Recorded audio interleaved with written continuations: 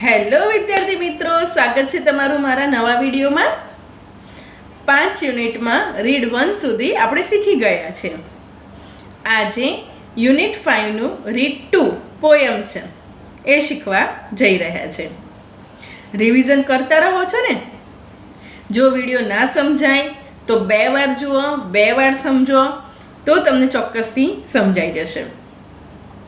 અહીંયા એક પોયમ છે, નામ છે No men are foreign. No men are foreign. એટલે કે નો મેન એટલે કોઈ પણ માણસ નથી, આર ફોરેન એટલે વિદેશનો, કોઈ પણ માણસ વિદેશી નથી એવું કહેવા માંગે છે। એનો મતલબ શું થયો કે બધા દેશી જ છે। દેશી છે એટલે શું કહેવા માંગે છે કે એક જ દેશ છે, આપણે બધા એક જેવા જ લોકો છે, ભગવાને બધાને એક સરખા જ બનાવ્યા છે, કોઈ વિદેશી માણસ નથી, એ પણ આપણા ભાઈઓ જ છે અને આપણે બધા એક જ છીએ એવો સંદેશો અહીંયા આ પોયટ આપે છે। નામ શું છે એમનું? જેમ્સ કિર્કપ એમનું નામ છે, જેમ્સ કિર્કપ। અને એ પોતે યુદ્ધના માહોલને ધ્યાનમાં રાખીને એમણે આ પોયમનું સર્જન કર્યું છે કે કોઈ પણ માણસ વિદેશી નથી, બધા જ આપણા જેવા આપણા ભાઈ બહેનો છે, આપણે બધા એક જ છીએ કે જે પૃથ્વી પર રહીએ છીએ એ પૃથ્વી બધાની સરખી છે। અહીંયા છે આપણે જેવી જમીન છે, અમેરિકામાં જાઓ, કેનેડામાં જાઓ, ત્યાં પણ એવી જ જમીન છે। આપણે અહીંયા જેવું આકાશ છે એવું જ વિદેશમાં આકાશ છે। આપણે બધા જે રીતે શ્વાસ લઈએ છીએ એ જ રીતે વિદેશના લોકો પણ શ્વાસ લે છે। આપણે 2 આંખો છે, એક નાક છે, એક મોઢું છે, એવું જ એ લોકોને છે। ભગવાને કોઈને અલગ બનાવ્યા નથી, બધા એક સરખા જ છે, એટલે કોઈ વિદેશી નથી, બધા કેવા છે? આપણે એક સરખા જ છે, એવી ભાવના એમને આમાં બતાવી છે। ચલો શરૂઆત કરી લઈએ। રિમેમ્બર, રિમેમ્બર એટલે યાદ રાખો। શું યાદ રાખવાનું છે? નો મેન આર સ્ટ્રેન્જ। સ્ટ્રેન્જ એટલે અજાણ્યો, કોઈ પણ માણસ અજાણ્યો નથી। નો કન્ટ્રીઝ ફોરેન, કોઈ પણ દેશ ફોરેન નથી, કોઈ વિદેશ છે જ નહીં, કોઈ વિદેશ છે જ નહીં, બધા શું છે? એક પેલું જોક્સ યાદ આવી જાય છે આ સમજાવતા સમજાવતા કે એક છોકરાને પૂછવામાં આવે છે કેટલા દેશ છે, બોલ। દેશ તો એક જ છે, ભારત, બીજા બધા તો વિદેશ છે। તો એ જોક્સ જેવું આમાં કર્યું હે ને। શું કહે છે? નો કન્ટ્રીઝ ફોરેન, કોઈ પણ કન્ટ્રી ફોરેન નથી, વિદેશ નથી। બીનીથ, બીનીથ એટલે નીચે। ઓલ યુનિફોર્મ્સ, યુનિફોર્મ એટલે શેની વાત કરી છે? તમે સ્કૂલમાં જે પહેરો છો એને યુનિફોર્મ કહો છો, પણ યુનિફોર્મનું પ્રોપર ગુજરાતી થાય એક સૂત્રતા। એક સરખા આપણે કપડાં પહેરીએ ને બધા એક સરખા જેવા લાગતા હોય ને એને યુનિફોર્મ કહેવાય। બીનીથ ઓલ યુનિફોર્મ, ઓલ યુનિફોર્મ એટલે મેં તમને પહેલાં જ કીધું કે આ યુદ્ધને ધ્યાનમાં રાખ્યું છે, એટલે કે યુદ્ધ માટે જ્યારે લડવા આપણા સૈનિકો જતા હોય અથવા બીજા દેશના સૈનિકો હોય તો આપણો સૈનિકોનો યુનિફોર્મ જુદો હોય છે, એ લોકોના સૈનિકોનો યુનિફોર્મ જુદો હોય છે, પણ એમને તો બધાને એક સરખા છે ને, આપણે બધાને એક સરખા છે ને, તો બધા જ યુનિફોર્મના નીચે શું છે? Single body. દરેકના યુનિફોર્મની નીચે એક માનવજાત છે, સિંગલ બોડી। જે ફોરેનનો હોય સૈનિક તો એનો યુનિફોર્મ પહેર્યો હોય એની નીચે પણ આવી જ બોડી છે જેવી આપણા સૈનિકના નીચે બોડી છે અંદર। અને શું કરે છે? બ્રીથિસ અને શ્વાસ લે છે। બધા જ ભલે અલગ અલગ યુનિફોર્મ પહેરે છે, ઇન્ડિયાનો સોલ્જર ઇન્ડિયા માટે લડે છે, પરંતુ એ યુનિફોર્મના નીચે એક માણસ છે અને એ રીતે શ્વાસ લે છે જે રીતે ફોરેનનો સોલ્જર એના યુનિફોર્મની નીચે બોડી છે ને શ્વાસ લે છે, કોઈ અલગ નથી। Like ours, ours, like ours એનો મતલબ શું? આપણે જે રીતે શ્વાસ લઈએ છીએ એ રીતે જ એ લોકો શ્વાસ લે છે। The land our brothers walk upon, land, land એટલે જમીન, આ જે જમીન છે, જે આપણા બ્રધર્સ એટલે ભાઈઓ વોક અપોન કે જે ઉપર ચાલે છે. ઇઝ અર્થ લાઈક ધીસ, એ અર્થ પણ કેવી છે? એક સરખી જ છે. એ પૃથ્વી પણ એક સરખી છે, આ જમીન પણ એક સરખી છે કે જેના પર આપણા ભાઈઓ ચાલે છે. In which we all shall lie, કે જ્યાં આપણે બધા રહીએ છીએ. આ એ જ જમીન છે, એવી જ જમીન દરેક જગ્યાએ છે જ્યાં આપણે ચાલીએ છીએ અને રહીએ છીએ. દરેક જગ્યાએ જમીન પણ સરખી જ છે. આપણે જે અહીંયા છે એવી જ જમીન ફોરેનમાં પણ છે, કંઈ અલગ નથી એમને. They too aware of sun, air and water. Aware એટલે જાગૃત છે. They એટલે તેઓ અને ટુ એટલે પણ. તેઓ પણ જાગૃત છે, એ લોકોને પણ ખબર છે. શેની ખબર છે? સન એટલે સૂર્ય વિશે, એર એટલે હવા વિશે અને વોટર વિશે. ફોરેનમાં જઈને એવું ના હોય, હે આ પાણી શું છે અમને નથી ખબર. એ લોકો એવું નથી કહેતા what is this, what is the water, એવું નથી કહેતા. એમને ખબર જ છે આ પાણી છે.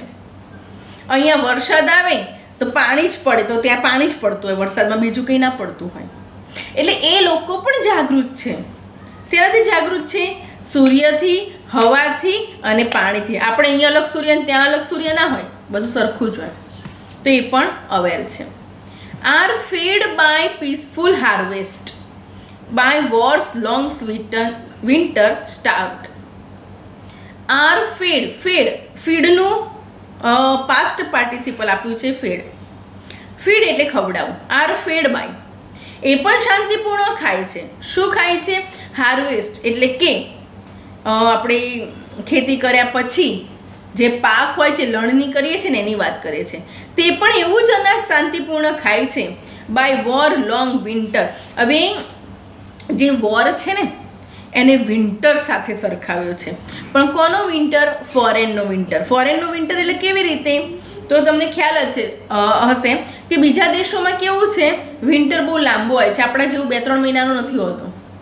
તે ઠંડી સખત પડે છે, આટલા બરફ જામી જતા હોય છે. એ વખતે ખેતી કરવી શક્ય નથી હોતી.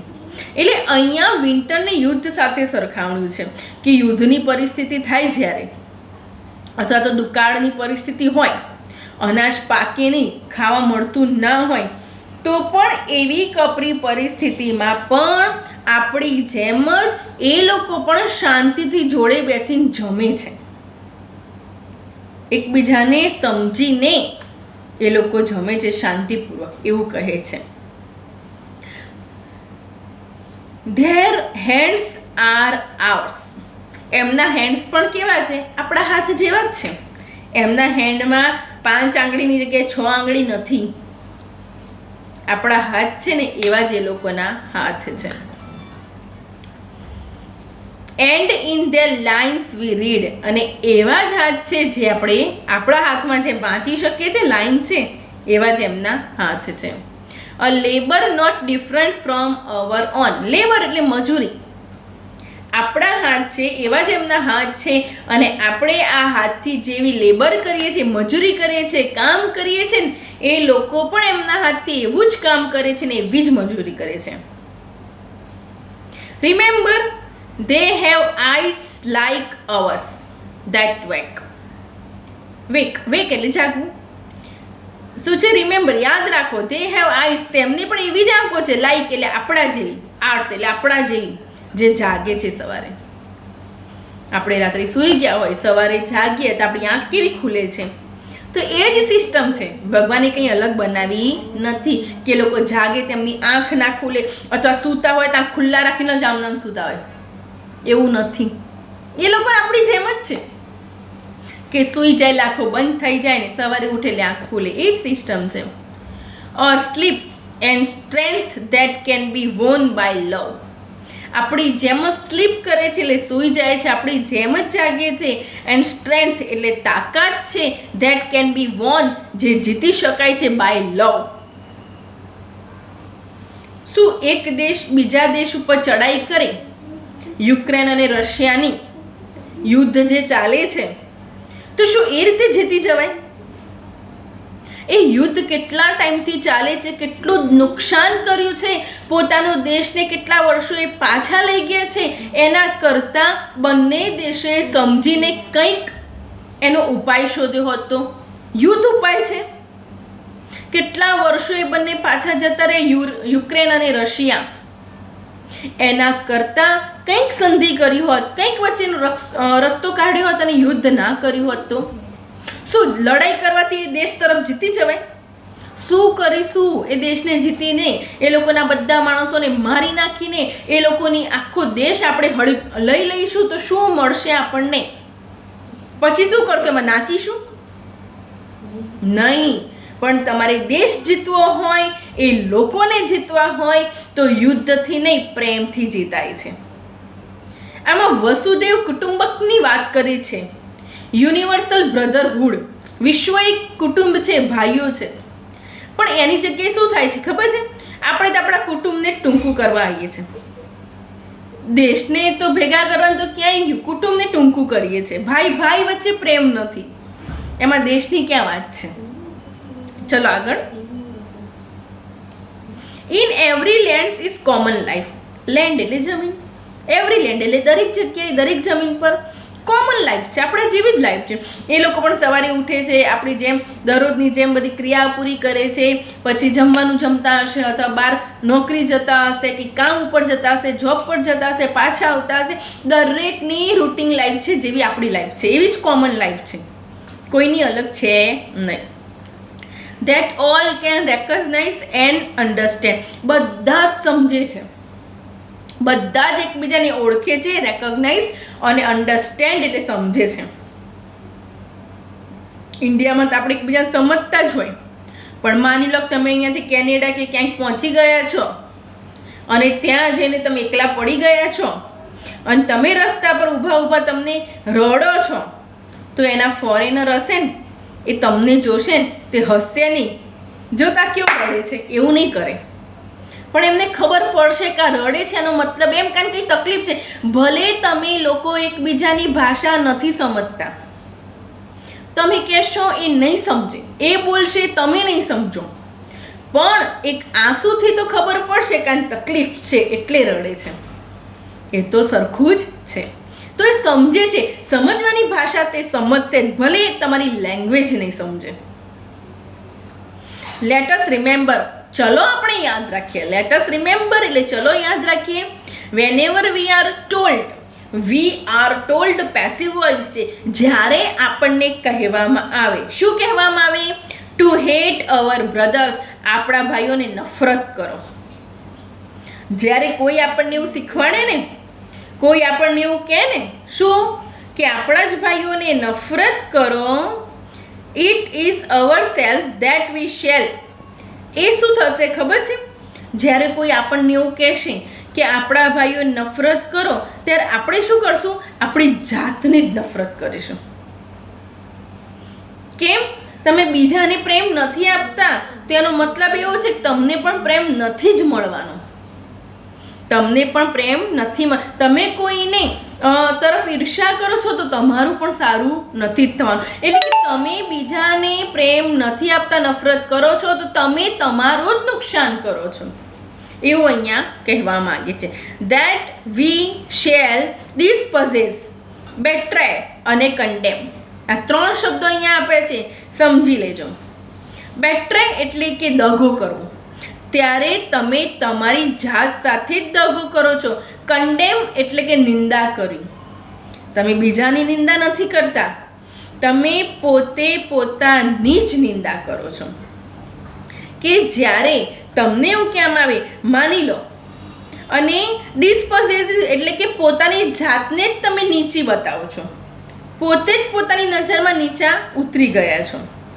એટલે કે જ્યારે નાનું બાળક હોય, ઘરમાં હોય, અને ત્યારે જ આપણે એવું કહેતા હોઈએ કે આ કોમ તો સારી નથી, આ સમાજ તો સારો નથી, નાનપણથી જ એના મગજમાં એવું નાખીશું તો એ મોટો થશે ને એટલે એના મગજમાં એવું જ આવી જ જશે, આ સમાજ નથી સારો, આ કોમ નથી સારી. તો જ્યારે તમે એવું શીખવાડો છો અથવા તમારા ભાઈઓને નફરત કરો છો, ત્યારે તમે પોતે જ પોતાની જાતને નીચે ઉતારી દો છો. પોતાની જાતને જ દગો કરો છો, પોતાની જાત સાથે જ નિંદા કરો છો. રિમેમ્બર, યાદ રાખો, we who take arms against each other. જો આપણે એકબીજાની સામે અગેન્સ્ટ એટલે વિરુદ્ધમાં આર્મ્સ લઈશું, આર્મ્સ એટલે હથિયાર, એટલે યુદ્ધની વાત કરી. આપણે જ જો એકબીજાને મારવા માટે હથિયાર લઈશું, it is the human earth that we defile. Defile એટલે કે પ્રદૂષિત કરી દેવી, પોલ્યુટ કરી દઈશું. જો આપણે જ એકબીજાના વિરુદ્ધમાં હથિયાર ઉપાડીશું તો આપણે જ આપણી પૃથ્વીને, આ અર્થને પ્રદૂષિત એટલે કે પોલ્યુટ કરી મૂકીશું. યુદ્ધ એ સોલ્યુશન નથી. કેટલું નુકસાન થઈ જાય છે, તો આપણે જ આપણી ધરતીને બગાડીએ છીએ. બીજો કહેવાનો મતલબ એવો છે કે આ સમુદ્ર છે, આ ફોરેસ્ટ છે આપણી જોડે, એ આપણે પોલ્યુટ નથી કરવાનું, એને સ્વચ્છ રાખવાનું છે, આપણું છે અને આપણે સારું રાખવાનું છે. અવર હેલ્સ ઓફ ફાયર, હેલ્સ એટલે નર્ક અથવા તો નફરત, ફાયર એટલે આપણી આગ છે, નફરતની જે આગ છે, એન્ડ ડસ્ટ કે રેતી છે કે ડસ્ટ છે, આઉટરેન્જ ધ ઇનોસન્સ ઓફ એર. આપણી અંદર જો નફરત અથવા આપણી અંદર જો ડસ્ટ એટલે કે આપણે જો જ આપણી પૃથ્વીને પોલ્યુટ કરી દઈશું તો શું થશે? ઓફ એર, એર એટલે હવા. આ હવા છે જે કેવી છે? નિર્દોષ છે. એને આઉટરેચ કરી દઈશું એટલે ખરાબ કરીને મૂકી દઈશું. એ આપણે જ એને ખરાબ કરીને મૂકી દઈશું, એને જ આપણે પ્રદૂષિત કરી દઈશું, એને જ આપણે ખરાબ કરી દઈશું. Of that is everywhere hour on. આપણી છે, આ હવા છે, આ ઓશન છે, આ ફોરેસ્ટ છે, એ આપણું જ છે. પરંતુ આપણી અંદર જો આ ફાયર હશે, આ આગ હશે, શેની આગ? હેલ એટલે નફરત લેવાનું છે, નફરતની આગ હશે. આપણી અંદર જ જો ડસ્ટ ભરાયેલી હશે અથવા આપણે જ જો આ બધી વસ્તુને પ્રદૂષિત કરી દઈશું, એ આપણું જ નુકસાન કરીશું. રિમેમ્બર એટલે યાદ રાખો, નો મેન આર ફોરેન એટલે કે કોઈ પણ માણસ વિદેશી નથી.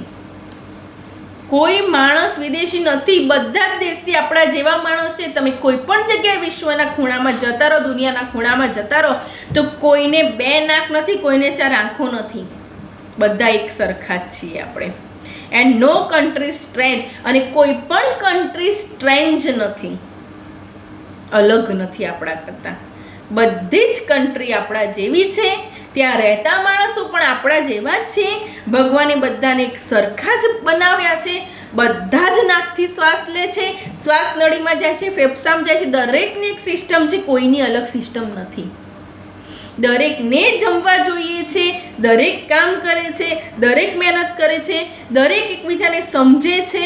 ભલે ભાષા અલગ હોય, તમારી લાગણી એ સમજશે. તમે ખુશ હશો, તમે એની સામે સ્માઇલ આપશો, તે સ્માઇલ આપશે. તમે સ્માઇલ આપશો, તે રડવા નહીં બેસે. તો એ લાગણી સમજે છે. લેંગ્વેજ નથી સમજતા, પણ લાગણી સમજે છે. એટલે આ એક મસ્ત મજાની નાનકડી પોયમ દ્વારા આપણને એક સંદેશો આપે છે કે વિશ્વ એક કુટુંબ છે. આખું વિશ્વ એક કુટુંબ છે. એટલે ભાઈચારાની આપણને અહીંયા વાત શીખવાડે છે. આઈ હોપ તમે પણ આમાં ઘણું સમજશો, ઘણું શીખશો અને તમારા જીવનમાં આનો અમલ કરીશો. અને શરૂઆત આપણે પાડોશીથી કરીશું, આપણા ઘરમાં રહેતા ભાઈઓથી કરીશું, આપણા ભાઈ બહેનથી કરીશું, માતા પિતાથી કરીશું. વિશ્વના માણસો તો થોડા સાઈડમાં રહ્યા, પણ શરૂઆત આપણે એ રીતે કરશું કે આપણા પાડોશી પણ આપણા ભાઈઓ અને આપણા બહેનો જ છે. એમની તકલીફ પડે તો જરૂરથી મદદમાં જજો. તમને તકલીફ પડશે, તે લોકો 100% આવશે. બરાબર છે? તો એક સરસ મજાની નાનકડી પોયમ આપણને બહુ જ મોટો સંદેશો આપી જાય છે. શીખતા રહો, સબસ્ક્રાઇબ કરતા રહો, શેર કરતા રહો અને મહેનત કરતા રહો. મસ્ત મજાના માર્ક્સ લાવવાના છે 2025માં બોર્ડની એક્ઝામમાં. એકદમ કમાલ કરી દેવાની છે. ચલો આજનો વિડીયો અહીંયા પૂરો કરીએ છીએ. જય સરસ્વતી માં.